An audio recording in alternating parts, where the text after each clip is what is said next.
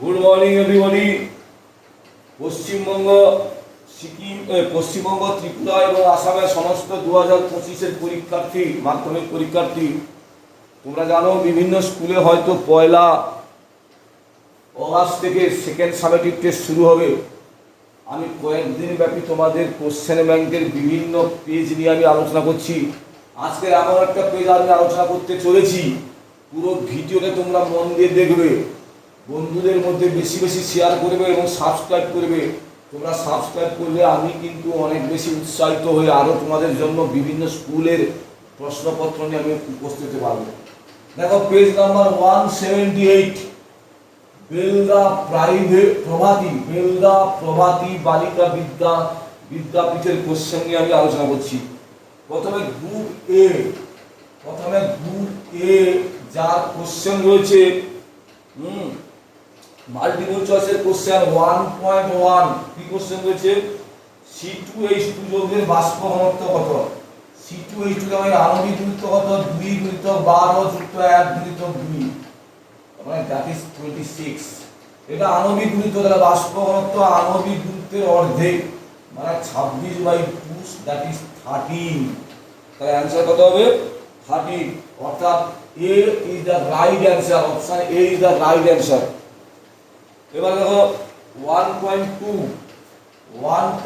হচ্ছে 17 ওহম রোধের 17টি রোধককে সমান্তরাল সমবায় যুক্ত করলে তুল্য রোধ কত হবে? না 1/17 × 17, দ্যাট ইজ 1 ওহম। তাহলে 1/17 যুক্ত 1/17 যুক্ত 1/17 যুক্ত 1/17 এবং 17 বার হবে। তাহলে এখানে হবে option A is the right answer. 1.3 কি বলেছে? 1.3 বলেছে ক্যালামাইন কোন ধাতুর আকরিক? ক্যালামাইন জিঙ্কের আকরিক, that is option D is the right answer. 1.4 কি বলেছে? 1.4 বলেছে বারল চক্রে কোন তরল ব্যবহার করা হয়? না পারদ, option A is the right answer. 1.5 কি বলেছে? 1.5 বলেছে স্মেলিং সল্টের একটি উপাদান কি? না অ্যামোনিয়াম কার্বনেট, অর্থাৎ option D is the right answer. 1.6 কি বলেছে? 1.6 বলেছে আয়তন প্রসারণ গুণাঙ্কের মাত্রিয় সংকেত কি? না θ⁻⁻1, অর্থাৎ D is the right answer. 1.7 কি বলেছে? 1.7 বলেছে তড়িৎ বিশ্লেষণে তড়িৎ শক্তি রূপান্তরিত হয় রাসায়নিক শক্তিতে, অর্থাৎ option C is the right answer. Clear? এবার আমরা চলে যাব গ্রুপ বি। গ্রুপ বি তে কি কোশ্চেন বলেছে? প্রথম বলেছে আদর্শ পরিবাহী তাপ পরিবাহিতাঙ্ক কত? অসীম। এই প্রসঙ্গে বলে রাখি আদর্শ কুপরিবাহী তাপ পরিবাহিতাঙ্কের মান হচ্ছে 0। 2.2 কি বলেছে? 2.2 পাত্রের প্রসারণ বেশি হলে তবে আপাত প্রসারণ গুণাঙ্ক, পাত্রের প্রসারণ যদি বেশি হয় তাহলে আপাত প্রসারণ গুণাঙ্ক কি হবে? বাড়বে। বুঝছে? কোশ্চেন নম্বর 3, 2.3 কি বলছে? স্থির চাপে আদর্শ গ্যাসের আয়তন প্রসারণ গুণাঙ্ক, এছাড়া এর অর বলছে, তাহলে এর অর বলছে স্থির চাপে আদর্শ গ্যাসের আয়তন প্রসারণ গুণাঙ্কের মান কত? 1/273 ডিগ্রি সি। ঠিক আছে? এবার 2.3 কি বলেছে? 2.3 বলেছে N2 + 3H2 = 2NH3। একটা বিক্রিয়া বলেছে N2 + 3H2 = 2NH3। বলছে এই বিক্রিয়াতে 3 মোল হাইড্রোজেন, এই 3 মোল হাইড্রোজেন এসটিপি তে কত আয়তনে অ্যামোনিয়া উৎপন্ন করবে? তুমি দেখো কত আয়তন করেছে? 2 আয়তন। তাহলে এসটিপি তে 2 আয়তন, এসটিপি তে কত আয়তন? তাহলে 2 আয়তন কত? 2 × 22.4 litre, that is 48.8 litre ammonia gas তৈরি করবে। ক্লিয়ার? এর অর বলেছে 2.3 এর অর বলেছে এসটিপি তে 64 গ্রাম সালফার ডাই অক্সাইডের আয়তন কত? দেখো সালফার ডাই অক্সাইডের আণবিক গুরুত্ব 32 যুক্ত 2 × 16, দ্যাট ইজ 32 যুক্ত 32, দ্যাট ইজ 64। আণবিক গুরুত্ব সবসময় এসটিপি তে কত আয়তন দখল করে? না এসটিপি তে দখল করে 22.4 লিটার, তাহলে 22.4 litre, that is the answer. বুঝছেন? 2.4 2.4 হচ্ছে বার্লো চক্র, সত্য বা মিথ্যা লেখো। বার্লো চক্র এসি প্রবাহে ক্রিয়াশীল হয়, মিথ্যা। কারণ এসি হলে কি হবে, ঘূর্ণন প্রতিনিয়ত অভিমুখ, তড়িতের অভিমুখ চেঞ্জ হওয়ার সাথে সাথে বার্লো চক্রের অভিমুখ কন্টিনিউ চেঞ্জ হতে থাকবে, বুঝছেন। 2.5 কি বলেছে, একটি পরিবাহী পদার্থের একটি সরু তার একটি মোটা তারের দৈর্ঘ্য সমান। একই বিভব প্রভেদ রাখলে কোনটির মধ্যে দিয়ে তড়িৎ প্রবাহ বেশি হবে? আমরা কি জানি, পরিবাহী রোধ প্রস্থচ্ছেদের সঙ্গে ব্যস্তানুপাতিক। যেটা মোটা তার, তার প্রস্থচ্ছেদ বেশি, তার যদি প্রস্থচ্ছেদ বেশি হয় তার রোধ কম হবে। রোধ কম হলে কি হবে, পরিবাহীর মধ্য দিয়ে বেশি পরিমাণ তড়িৎ প্রবাহিত হবে। অর্থাৎ উত্তরটা হবে মোটা তার। মোটা তার। আমি ব্যাখ্যাটাও বলে দিলাম। 2.6 বলেছে H3BO3 একটি ড্যাশ তড়িৎ বিশ্লেষ্য পদার্থ, একটি মৃদু তড়িৎ বিশ্লেষ্য পদার্থ। মৃদু তড়িৎ বিশ্লেষ্য, মৃদু তড়িৎ বিশ্লেষ্য পদার্থ, বুঝছে। 2.7 কি বলেছে, সালফান কি? আমরা জানি 100% অলিয়ামকে সালফান বলে। 100% অলিয়ামকে সালফান বলে। তাহলে যে অধাতব তড়িৎদ্বারের নাম লেখো, graphite. Graphite, graphite. Rail line তৈরি করতে কোন ধরনের আয়রন ব্যবহার করা হয়? 2.9 রেল লাইন তৈরি করতে আমাদের কি হয়, কাস্ট আয়রন, পেটাই লোহা, ঢালাই লোহা না, এটা আছে পেটাই লোহা। ক্লিয়ার হলো? গ্রুপ বি নিয়ে আমরা আলোচনা হয়ে গেল। Group C. গ্রুপ সি কি বলেছে? গ্রুপ সি কি বলেছে? Group C, group C, group C 3.1 কি বলেছে? 50 ওহম রোধের একটি তারকে 50 ওহম একটি তারকে 11 ভোল্ট তড়িৎ চালক বলে একটি ব্যাটারির সঙ্গে যুক্ত করা হলো। ব্যাটারির আভ্যন্তরীণ 5 ওহম হলে বর্তনীর তড়িৎ প্রবাহ মাত্রা এবং দুই প্রান্তে বিভব কত? আমরা কি জানি, E equal to V minus IR, এটা জানি, জানি তো। এবার দেখো এইখানে তোমার বলতে কি, আবার এটাও জানি, দেখো V সমান IR মাইনাস এই যে IR, ওহমের সূত্র যে V equal to IR। Clear? এবারে দেখো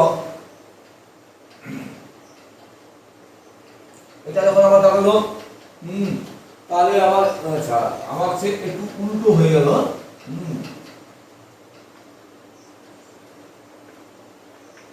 V equal to E minus IR হলো। এবারে বিভব প্রভেদ কত বলেছে? 50 ওহম রোধকে একটি তারের মধ্যে দিয়ে এত তড়িৎ চালক বলের মধ্যে যুক্ত করা হলো। আইটা কত? আই হচ্ছে আর V by R. V by R, ভিটা কত? ভিটা আছে আমার 11, আরটা কত? 50, এত অ্যাম্পিয়ার, তাই তো? এইবারে হলো, তাহলে এবার আমি ভি কত বলেছে? ভি বলেছে আমার 11 equal to E minus IR. আইটা কত বের করতে হবে? আরটা কত? আই তো 11/50, 11/50 ইনটু আর। ক্লিয়ার হলো? এইবারে আমি যদি এইখানে দেখো, আমি 11 না বসি, আমি এটা বসাতে পারি ভি ইকুয়াল টু আইআর। এই আই কত? 1150।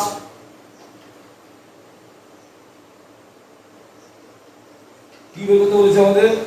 ব্যাটারির অভ্যন্তরীণ বলে দেওয়া আছে, দরকার নেই, আমার দরকার নেই। এখানে 11 ইকুয়াল টু ই মাইনাস 11 বের আছে।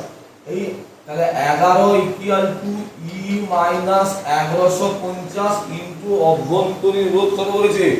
5 বলেছে। অভ্যন্তরীণ 5 বলেছে না, তাহলে দাঁড়াচ্ছে আমার 5 10 কত? 50। তাহলে ই ইকুয়াল টু 11 যুক্ত 11/10, তাই তো? তার মানে 110/120 হচ্ছে না, সব কত হচ্ছে 10। ১১ ১১০, ১১০ ইন্টু ১১, ১২১/10 সমান ১২.1 এত ভোল্ট বেরিয়ে গেল। এর অর বলেছে, দেখো অর বলেছে 440 রোধের বাতিকে 260 মেইনসের সঙ্গে 10 ঘন্টা ধরে যুক্ত করা হলো, তাহলে ব্যয়িত তড়িৎ শক্তির বিওটি কত? আমরা কি জানি বিওটি সমান ওয়াট ইনটু ঘন্টা ডিভাইডেড বাই হাজার। আমরা এই ফর্মুলা জানি, ওয়াট ইনটু আওয়ার, এটা আমরা জানি। এইবারে দেখো এটা জানি, এবারে আমাদের 10 ঘন্টা চালাতে হতে গেলে এইটা 10 ওয়াটটা আমাদের বের করতে হবে। আমরা একটা সূত্র জানি, দেখো P equal to V square by R, এটা আমরা জানি। P equal to V square by R আমরা একটা ফর্মুলা জানি। তাহলে ভিটা কত? 220। তাহলে 200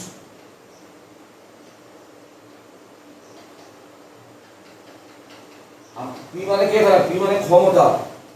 P মানে কি? ক্ষমতা। তাহলে ভিটা কত? 220 ইনটু 220, আরটা কত? 440। ভালো করে ফলো করো। 0 0 22 2 44, 2 কাটলে 11, 110। তাহলে 110 ওয়াট। এবারে ওয়াট, তাহলে এবারে আমার বিওটি সমান ওয়াট কত? 110। ঘন্টা কত বলেছে? 10 ঘন্টা বাই 1000। ক্লিয়ার? 0 0 0 0, তাহলে 1.1 unit, that is answer. 1.1 unit হলো। এবার 3.2,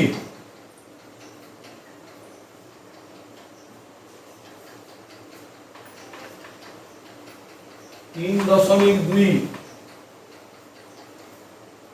3.2 কি বলেছে? আবার 3.2 বলেছে কি ঘটে যখন উত্তপ্ত পটাশিয়ামের সঙ্গে অ্যামোনিয়ার বিক্রিয়া করানো এবং প্রাপ্ত পথে জল যোগ করা হলো। দেখো 2K প্লাস 2NH3 বিক্রিয়া করলে কি হবে?